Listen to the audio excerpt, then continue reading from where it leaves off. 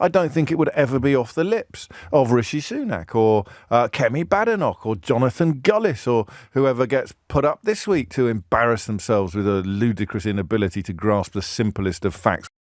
Water companies in England have discharged, and if you do it in hours rather than quantity to start with, in the last 12 months, 3.6.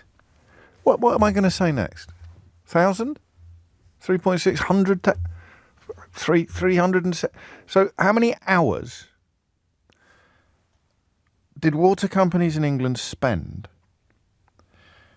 treating, I beg your pardon, pumping raw sewage into our rivers and seas last year? 3.6 million hours.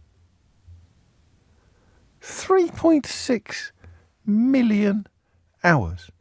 If you're thinking, as I did briefly this morning, hang on a minute, there aren't 3.6 million hours in a year, then remember that if 10 companies are pumping sewage into our rivers and our seas at the same time for an hour, then that equals 10. I don't know that anyone except me needs this explaining, but I will explain it nonetheless. That means that there were 10 hours. Therefore, the number of hours in a year is not relevant to the number of hours that water companies may have spent during that year pumping untreated sewage, raw sewage.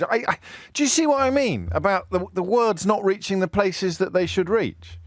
It's extraordinary. Raw sewage, which is shocking amounts of ordure coming out of people, being discharged into our rivers and our seas for 3.6 million hours. It's pumping, it is discharging, it is not seeping or leaking or escaping, it is being deliberately and consciously pumped into our rivers and our seas for 3.6 million hours in a single year. Right, stop. What are you thinking? I know what you're thinking. You're thinking, what?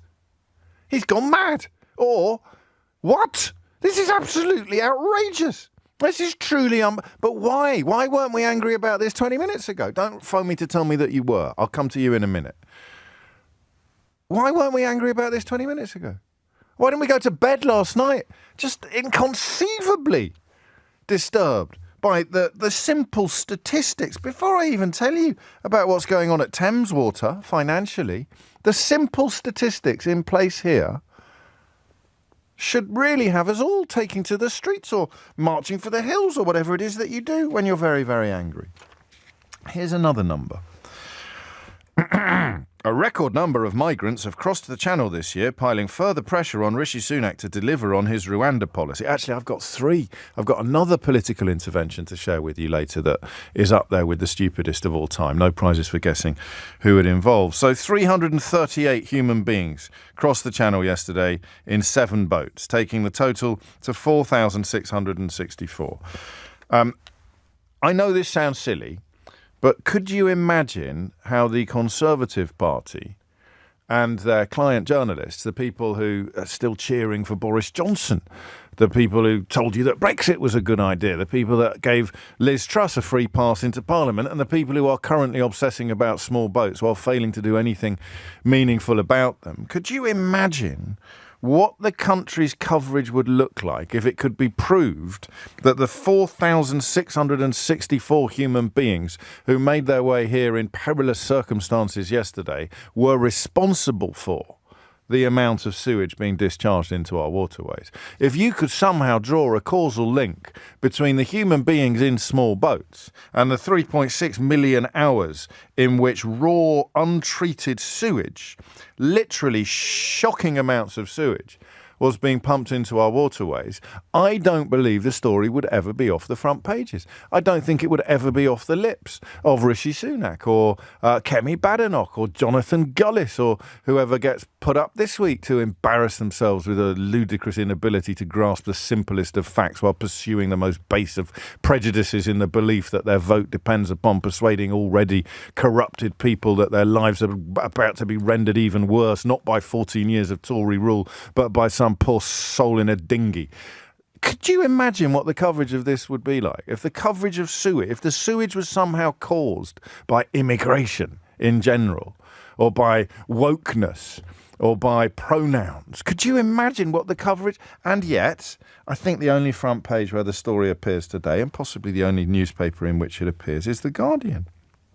2023 was the worst year for storm water pollution. Early figures were at 4 million, but we reckon it's going to be closer to about 3.6. So I've got two questions for you.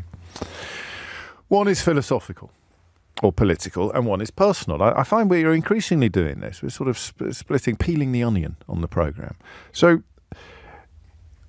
do the why of it. Why? Because if it wasn't for Fergal Sharkey, I'm not even sure that the levels of anger and concern that we've reached would have been reached. Fergal's managed to somehow, because he's a great communicator. That's the thing about poets and artists, is that they have powers of communication that the rest of us sometimes lack. And quite unexpectedly, Fergal, one of the greatest songwriters of his or indeed any other generation, has purely from a place of authenticity and concern, born originally, if you don't know, of his love of chalk streams and trout fishing. It's what introduced him to the damage, the impact, the dangers of pumping unprecedented amounts of... Can I say that? Can I say, really? Okay, poo. Unprecedented amounts of poo into our waterways. If it wasn't for Fergal, I'm not even sure that we would feel the levels of concern and anger, yes, anger, that we feel today. So why? Theoretically, what do we need to live? Shelter, food, water. Theoretically, and I know that our drinking water is for now still drinkable, but you don't have to be a meteorologist or a geologist or any form of scientist to understand that polluting our waterways is a horrific way for human beings to behave. So why does this not? Why haven't we gone after the people who've taken millions of pounds out? Partly because we don't know who they are. I don't know. I want your answers.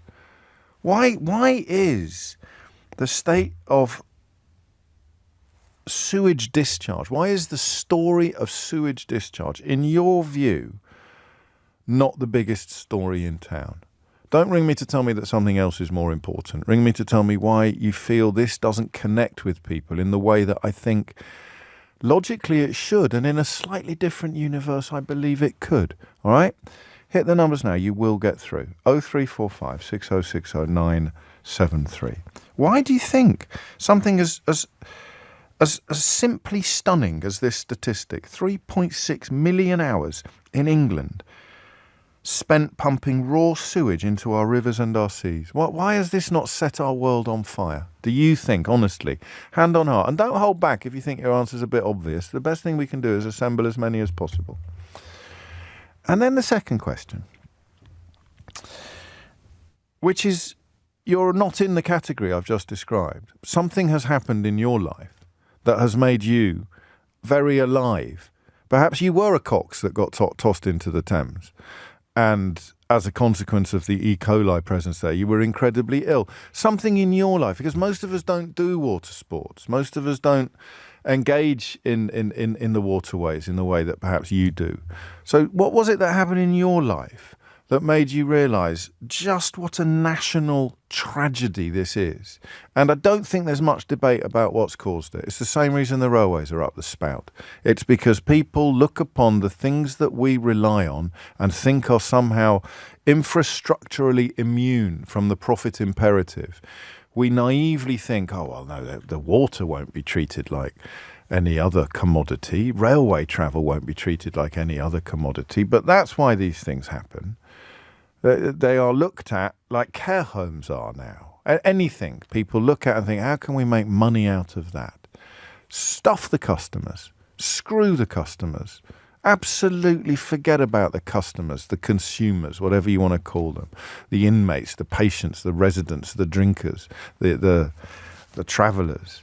How can we get more money out of this for as long as we possibly can, even as the service that we provide gets worse and worse and worse, the profits that we derive get better and better and better? That's how it happens. But that adds to the first question of why we should be angrier. So why doesn't it land like it should? And why and how did it land with you? Thank you.